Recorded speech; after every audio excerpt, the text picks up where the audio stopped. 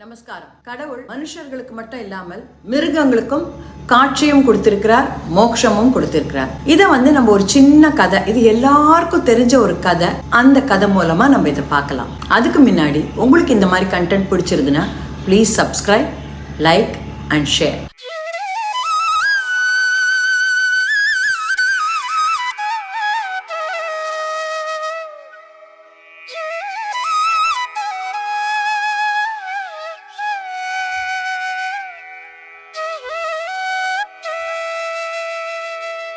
இன்னைக்கு நம்ம பார்க்க போற திருத்தலம் திருக்கபிஸ்தலம். இது பஞ்சகிருஷ்ண கஷேத்திரத்துல ஒண்ணு, அதாவது கிருஷ்ணாரண்ய கஷேத்திரம் அப்படின்னு சொல்ற. திருக்கண்டபுரம், திருக்கண்ணங்குடி, திருக்கண்ணமங்கை, திருக்கோவலூர் அண்ட் திருக்கபிஸ்தலம், இது 5 ரொம்ப பிரசித்தி பெற்ற கிருஷ்ண கஷேத்திரங்கள். இன்னைக்கு நம்ம பார்க்க போறது திருக்கபிஸ்தலம். இந்திராஜும்னன் அப்படின்ற ஒரு அரசன் இருந்தான். அவன் ரொம்ப தீவிர விஷ்ணு பக்தன். ஒரு நாளைக்கு அவன் விஷ்ணுவை பற்றி சிந்தனையில், ஆழ்ந்த சிந்தனையில் அவரை பற்றி யோசிச்சுட்டு இருக்கிறச்சு துர்வாசர் அந்த பக்கமாக இவன் அவரை கவனிக்க மறந்து போயிட்டான். அதனால் அவன் ரொம்ப கோவம் வந்துடுறது. உடனே அவனை சபிச்சு, நீ அடுத்த ஜென்மத்தில் ஒரு யானையாக போக கடவுது அப்படின்னு சபிச்சு விடுற. இவன் டக்குன்னு அப்போ தான் ஒரு தன்னிலைக்கு ஐயோ இப்படி ஆகி போயிடுதே அப்படின்னு சொல்லிட்டு அவர்கிட்ட ரொம்ப மன்னிப்பு கேட்டு இதுக்கு சாப விமோச்சனம் கொடுங்கோ அப்படின்னு சொல்லிட்டு கேட்குறேன். உடனே அவரும் மனசு இலகி, நீ தீவிர விஷ்ணு பக்தன், அதனால் அவர் கையாலேயே உனக்கு சாப விமோச்சனம் கிடைக்கும் அப்படின்னு சொல்லிட்டு போயிடு. அங்கே ஒரு குளம் ஒன்று இருக்குது. அதில் கூஹு அப்படின்ற ஒரு கந்தர்வன் வாழ்ந்துட்டு வரான். அவன் ரொம்ப பொல்லாதவன். அவன் எல்லாரையும் சீன்றதும் துன்புறுத்துறதும் இதே அவன் தொழில். ஒரு நாளைக்கு அகஸ்தியர் அந்த குளத்தில் நீராடுறதுக்கு வர. உடனே இவன் என்ன பண்ணுறான், சட்டுன்னு குளத்துக்குள்ளே போய் அவர் காலை பிடிச்சி இழுத்து அவரை துன்புறுத்தி சீன்றான். ரொம்ப கோவப்பட்ட அகஸ்தியர் உடனே நீ அடுத்த ஜென்மத்தில் முதலையாக போக கடவுது அப்படின்னு சபிச்சு விடுற.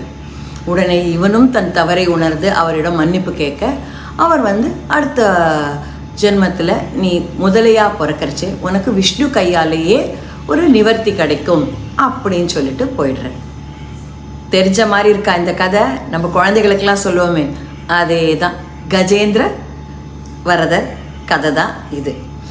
உடனே அடுத்த ஜென்மத்தில் அந்த அரசன், அதாவது இந்திராஜும்னன், அவன் கஜேந்திரன் அப்படின்ற யானையாக பிறக்கிறான். இந்த கந்தர்வன் ஒரு முதலையாக பிறக்கிறான். ஒரு நாளைக்கு அந்த யானை அந்த குளத்தில் குளிக்கிறதுக்கு வருது. உடனே இந்த முதல்ல என்ன பண்ணிடுறது, காலை பிடிச்சி அப்படியே இழுக்கிறது. உடனே யானை கரைக்கு ஏறுறதுக்கு ட்ரை பண்ணுறது, முதல்ல தண்ணியில் இழுக்கிறது. இந்த மாதிரி ஒரு போராட்டம் ரொம்ப நாளாக நடக்கிறது. அதாவது 1000 தேவ வருஷங்கள் அப்படின்னு சொல்கிறா. ரெண்டும் அவ்வளோ ஈக்குவலாக ஒரு போட்டி போட்டுருக்கு. ஒரு சமயத்தில் என்ன ஆகிடுறது, யானைக்கு தன் பலமெல்லாம் கொஞ்சம் குறைஞ்சி தன் சக்தி குறையிற மாதிரி தோணிடுறது. உடனே அதுக்கு வேறு வழியே இல்லாமல் ஆதி மூலமே அப்படின்னு சொல்லிட்டு பெருமாள்கிட்ட சரண்டர் ஆயிடுறது. பெருமாளுக்கு காதில் இது விழருது. உடனே என்ன பண்ணுறார் அவர், இதை நம்ம உபன்யாசகர்கள்லாம், அதாவது துஷ்யந்த் ஸ்ரீதர், டாக்டர் வெங்கடேஷ், வேலுக்குடி கிருஷ்ணன் சுவாமிகள், இவாள்லாம் சொல்லி அந்த இடத்த கேட்கணும். அவர் என்ன பண்ணுறாராம், அந்த காதில் அந்த பக்தனுடைய குரல் விழுந்த உடனே வேக வேகமாக எழுந்து, காலில் பாதுகைகள் இல்லை, தலையில் கிரீடம் ஒரு பக்கம் இருக்குது, கையில் கிடச்சதை எடுத்துண்டு உடனே சக்கராயுதத்தையும் சங்கையும் எடுத்துண்டு கருடன் மேலே உட்காந்து வேகமாக வரார் தன்னுடைய பக்தனை காப்பாற்றுறதுக்கு. தன்னுடைய பக்தன் கூப்பிட்டா அப்படின்றதுக்கு அவ்வளோ வேகமாக வரார் பெருமாள். இந்த முதலை மேலே சக்கராயுதத்தை பிரயோகம் பண்ணுறார். அது முதலையின் கழுத்தை வெட்டிடுறது. உடனே முதலை பழையபடி அந்த கந்தர்வனாக மாறி பெருமாளுக்கு நமஸ்கரிச்சுட்டு அவன் உலகத்துக்கு போயிடுறான். கஜேந்திரனுக்கு அவர் கொஞ்ச நாள் கழித்து மோட்சம் கொடுத்துடுறார். இந்த ஸ்தலம் இங்கே எப்படி வந்தது அப்படின்றதுக்கு ரொம்ப ஒரு சுவையான ஒரு கதையும் இருக்கிறது. ஞானத்தில் சிறந்தவரும் சிரஞ்சீவி அப்படின்ற பட்டம் பெற்ற ஆஞ்சநேயருக்கு இந்த வரதராஜனை சேவிக்கணும், அதாவது கஜேந்திர வரதராஜனை சேவிக்கணும் ரொம்ப ஆசை வருது. உடனே அவர் என்ன பண்ணுறார், இந்த ஸ்தலத்துக்குள்ள அவரை நோக்கி தவம் செய்கிறார். ரொம்ப நாள் செய்கிறார். பெருமாளும் இந்த இடத்துல அவருக்கு வந்து பிரத்யேகமாக கஜேந்திர வரதனா காட்சி கொடுக்குறார். அதனால தான் இந்த இடத்துக்கு கபிஸ் ஸ்தலம், அதாவது கப்பி அப்படின்னாக்க குரங்கு, அதாவது மங்கி அப்படின்ற ஒரு அர்த்தம் உண்டு. ஸ்தலம்னா இடம், அதாவது குரங்குக்கு காட்சி கொடுத்த இடம். இங்கே வந்து நம்ம ஹனுமார் அவர் வந்து அந்த ஒரு இதை சேர்ந்தவர் தான் இல்லையா, அதனால் அவருக்கு காட்சி கொடுத்த இடம். அதனால் கபிஸ்தலம் அப்படின்ற பேர் இந்த ஸ்தலத்துக்கு. இந்த ஸ்தலம் தஞ்சை மாவட்டத்தில் உள்ள பாபநாசம் கிட்டக்க இருக்குது. இங்கே மூலவர் பெயர் கஜேந்திர வரதன், ஆதிமூலம், கண்ணன் என்று போன்ற அழகான பெயர்கள் அவருக்கு. இங்கே தாயார் பேர் ரமாமணி தாயார் பொற்றாமரையார்.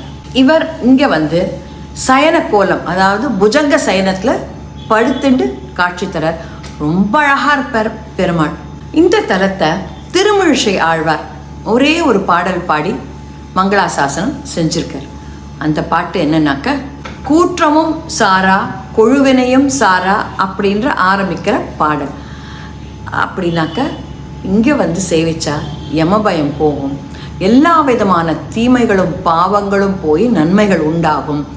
அதை வந்து கொடுக்கறதுக்கு பெருமாள் ஏகாந்தமாக படுத்துன்னு இருக்கார் அப்படின்ற ஒரு மீனிங்கில் இந்த பாட்டை ஏற்றிருப்பேன். நிஜமாகவே போனீங்கன்னா இங்கே பெருமாள் ரொம்ப ஏகாந்தமாக தனியாக படுத்துன்னு இருப்பார். ரொம்ப அழகான பெருமாள்.